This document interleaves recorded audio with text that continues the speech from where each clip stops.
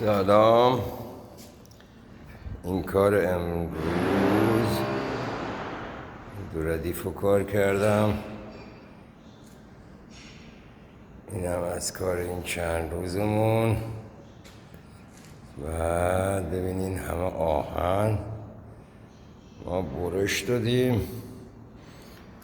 بعد افتادیم تو کار اسلاب.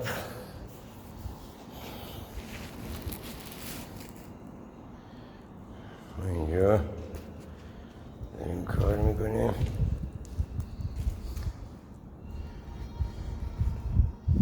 اینم غذای امروز زیاد آوردن، حتل پتل معلوم نیست چیه.